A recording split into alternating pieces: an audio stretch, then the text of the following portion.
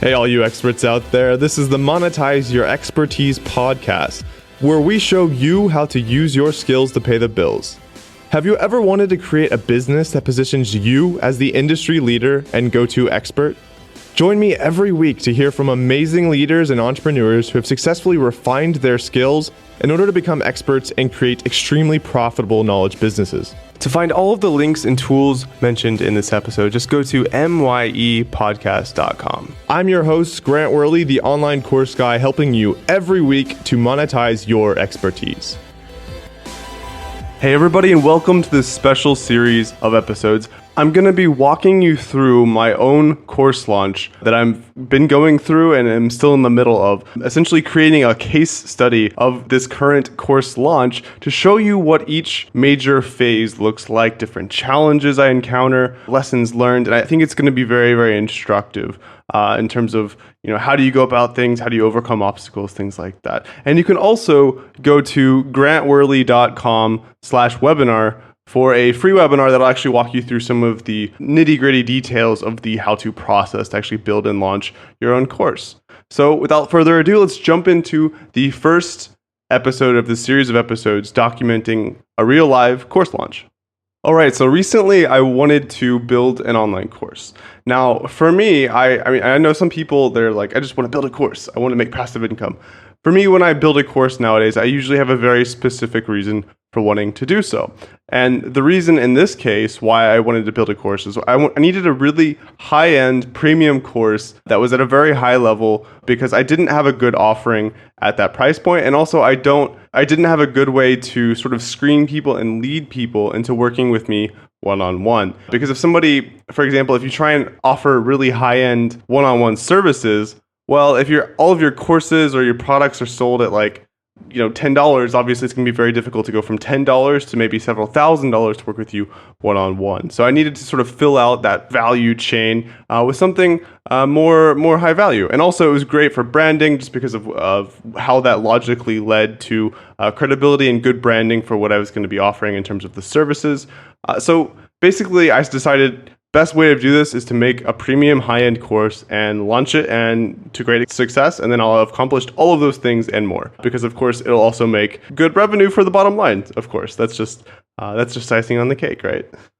Now, also when I launch courses, I'm a huge fan of if it's going to be something that's involved and sort of high-end, going through several phases of validation and sort of market research and putting that work up in the front, because it's really important when you're sort of betting a lot on a larger project to make sure that it's directed at the right audience and the right type of product. So that's why I went through this pre-launch, launch, relaunch kind of methodology, which I'm going to be describing to you shortly. So one of the first things I did was I went through the process of validating it. So basically what I did was I came up with a very, very clear idea of what that person was, with the type of person that I was trying to target to lead to my one-on-one services, and thought about, okay, what do they look like? What are they interested in? What are they looking for? And what can I offer them that would really target them and also help lead them to wanting to work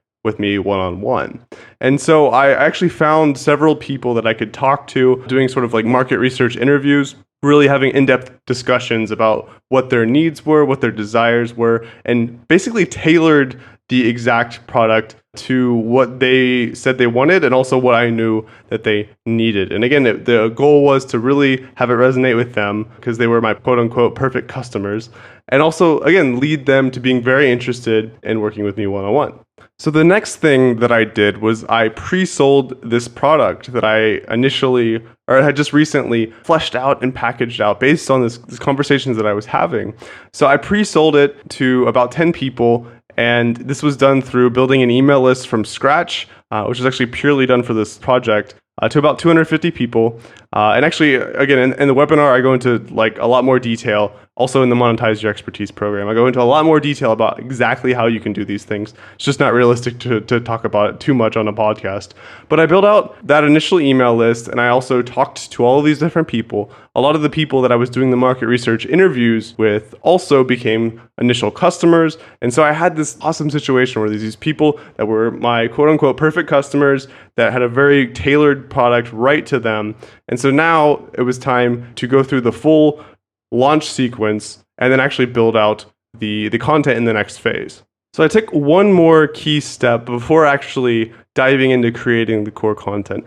What I did was I went through a typical product launch sequence with, the whole 3 video series that are educational plus a webinar at the end, the typical product launch type sequence going on in there. And basically, I crafted the content directly as like the 3 major highlights of what came out of those conversations. And basically, these were the rough drafts for my first couple of modules of what the course was going to be. And the reason why I did this is that's, a great product launch strategy, but it was also a way for me to get those videos in front of people as kind of like a, hey, here's my rough draft version, but you don't see it that way. You just see it as content as part of a product launch. But I got tons of feedback, lots of questions, and that was a way to further validate and also get feedback and improve that initial content, which was going to then later become the initial content of my course that I would be selling. Now, one thing to note is that through this process, I believe I only got 2 organic sales. One came through my podcast and one came through my email list that I built. And the rest of them, and I say organic, meaning that I did not actually get them on the phone at some point. The rest of them, they might have came in through my podcast or my email, but I did end up talking to them on the phone before closing them on the product. But with a higher price point item and something that's being pre-sold, that's kind of almost to be expected. And actually, it's not a bad thing because, again, that's further opportunity to learn more about their needs and desires and how to best craft the product to serve them. So this phase as a whole, I would call it the pre-launch phase. And basically, it took a couple weeks to go from having a need to create a certain type of product, to coming up with that idea, to doing all of these customer interviews, to getting those 10 initial customers, to doing the pre-launch sequence and building that email list from scratch to 250 people for this project. So it only took a couple of weeks to really put that together. I think 3 weeks, maybe 4. And there were a lot of specific challenges that I faced going through that I think are quite instructive, and so I wanted to share those with you as well. So I've done these before, but every time I do this kind of product launch or really any major phase of a course, there's always some kind of new lesson that you learn. So here are 4 key lessons. The first is that launches of courses and these types of projects, they're all about time management. It's really important that you make sure you spend your time on the most important things. Now, the reason for this is that you're on a tight timeline. You're saying, I'm going to launch this course on this date or create it by this date. Or if you get those initial customers, you're saying, hey, the course starts on this date, right? And you're sort of pressured and locked in to actually start the course on that date. And the main reason why people fall off on that, and again, I've observed this as well, is that you've got a lot of things going on in a course launch, and so it's really easy to get derailed, but it's really important that you stay super focused on getting the right types of things done, and you don't get overly anal about perfecting that little slide or fixing every little mistake, because then if you get too perfectionist about it, sometimes you actually won't get it done by the launch date, and that can be a huge problem. So basically, to sum up this first challenge and also lesson learned, or maybe lesson relearned, tactics are great and even essential, but with perfect tactics but poor time and project management skills, you can still fail miserably at a course launch. Lesson 2 is that this one's more personal, but I really like to make cool, well-edited videos. So for the video product launch sequence, I actually sunk a lot of time into making them unnecessarily good. I did live filming and very well edited, and I could have honestly just done much simpler videos that would have sufficed at this point, because not a single customer bought my product because, oh my gosh, your launch videos just looked so pretty, right? Like maybe it conferred an initial level of professionalism, but at the end of the day, that's a good sort of illustration of how I did not invest my time perfectly, because I could have probably spent that at higher value activities. So that's lesson 2. Lesson 3 is also related. Sometimes you have to stomach putting things out there that are definitely noticeably imperfect, even if you know you can do better. And this is something I think a lot of entrepreneurs struggle with, is a sense of perfectionism, right? So I can make cool, really flashy, well-edited videos, right? I can do that, but that's an investment of time. And there's only a limited number of hours in the day, limited number of days until that launch date. And so it can still be a mistake living up to your own potential, which is kind of ironic and counterintuitive in some ways. But keeping things on track sometimes means biting your lip and leaving that website looking terrible and ugly for that extra week while you keep something else that's essential on track, or not fixing this one little bug that's bothering you, but you know it's going to take you 3 hours to fix, but you've got this other deadline that's actually more important. So there's all these things that are going on that sometimes you have to intentionally drop the ball with something. And that's something that you have to deal with. And that can be really psychologically challenging. So that's lesson 3.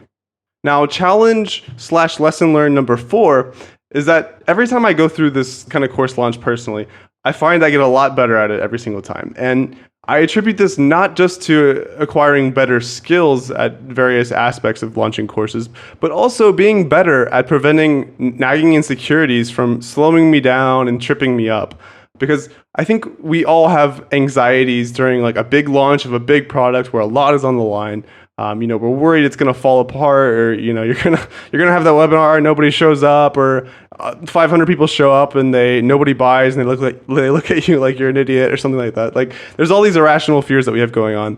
And I remember in the past they would really trip me up, and there'd be days where I wouldn't really get much done because basically I'd spend too much time worrying about things rather than actually moving forward. So I'm not sure that these kinds of feelings ever really fully go away. I'm pretty sure most people continue to deal with them on some level. But it's essential we don't make bad decisions based on them. And that's one thing that I've gotten a lot better at is I might sometimes feel that same kind of course launch anxiety, to be honest, but I don't let it slow me down and trip me up and make poor decisions.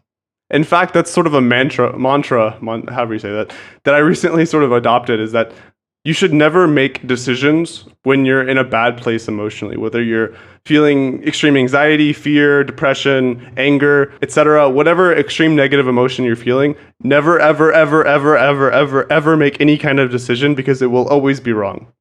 Always. So it's just a good little lesson learned that I've recently lived by, and it's served me quite well. Awesome. So that was phase 1. That was the pre-launch process that I went through, all the way from starting with no idea through validation and pre-launching and pre-selling my most recent course. And so in the next episode of this course launch episode series, I'll be talking about how I actually built my product from week to week while continuing to refine it, and also the lessons learned from that process that will make your experience of building courses that much better. So as always, thanks for listening, and stay tuned for the next episode. Hey entrepreneurs and experts, I just wanted to thank you for listening to this episode, and I hope you learned at least one new big idea that helps you evolve your skills and gets you closer to monetizing your expertise and creating that successful knowledge business. Make sure to hit that subscribe button on iTunes and Stitcher, and check out myepodcast.com for all episodes as well as the tips and tricks mentioned in this episode. Thanks again, and I'll see you next week.